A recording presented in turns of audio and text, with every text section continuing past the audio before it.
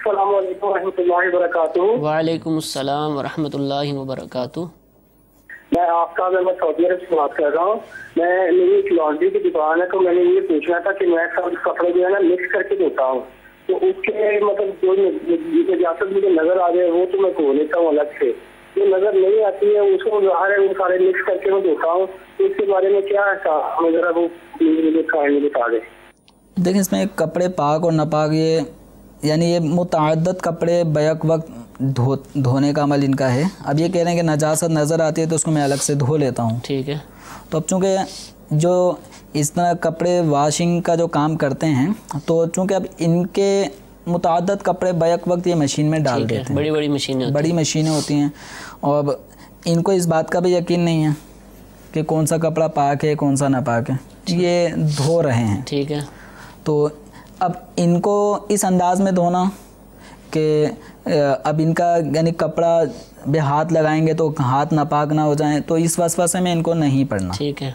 जब तक नजासत का इन्हें यकीन ना हो तो ये उन सब कपड़ों को पाक ही तसव्वुर करेंगे, अगरचे उसमें नापाक कपड़े भी आ गए हों और इन्हें पता ही नहीं है, इनको मालूम भी नहीं। तो अब इस जहाँ अगर इन्हें कोई नापाक कपड़ा पता चलता है तो उसको ये अलग से बस है, तो ये नापाक दाग वगैरह को शायद नापाक समझ रहे होंगे, वैसे तो उनको शायद मुश्किल ही पता चले। नापाकी अगर इन्हें नापाकी नज़र आ जाती है ऐसी बाकायदा नज़र आ जाता है, उसको ये अलग से आमतौर पे ये बकर ईद के बाद जो लोगों के कपड़े ख़राब होते हैं तो ये कपड़े भी जाते हैं धोबी के पास धुलने के लिए। तो इस सूरत में जो नजासत का जिन्हें यकीन है उन कपड़ों को ये अलग करके धोएं। ठीक है। इनको पाक कपड़ों में मिक्स ना करें।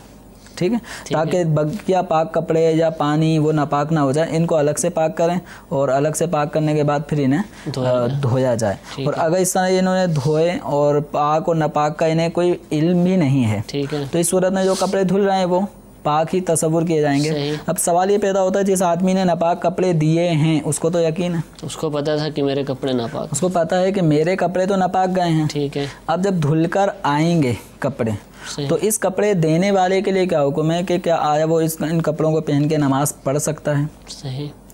तो अब इसमें यह है कि अगर इसने कपड़े नापाक दिए, नापाक कपड़े धुलकर जब इसके पास धोबी की तरफ से धुलकर आ गए और उनमें नापाकी नज़र नहीं आ रही, जो नापाकी थी वो नापाकी का असरात रंग वगैरह सब ख़त्म हो चुका है, बू भी नहीं आ रही, निशान मिट गया, ठीक है, तो इस सूरत में इसके इस कपड़े को पाक ही तसव्वुर किया जाएगा। ठीक है।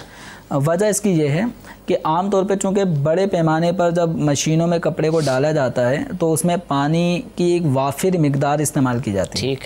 और उसमें चूँकि ये कास्टिक वगैरह और ऐसे केमिकल्स भी यूज़ करते हैं कि जो मेल कुचेल को दूर करता है, तो इन सब मराहिल से गुजरने के बाद फिर पानी की वाफिर मिकदार, फिर मशीन चलती है और पानी बाद में भी ये गंदा पानी निकालने के लिए साबुन वाला सर्फ वाला पानी निकालने के लिए नया पानी भी डालते हैं और मशीन इस दौरान भी गर्दिश में रहती है। सही। तो इससे बासानी है साबुन वाला पानी भी निकल जाता है, यानी इनके मुताबिक जो गंदा पानी है साबुन वाला पानी, ये सब कुछ निकाल के जब साफ़ पानी आने लगता है तो फिर ये समझते हैं कि कपड़े अब धुल गए। अब ये फिर सुखाने और निचोड़ने के अमल की तरफ जाते हैं। ठीक है।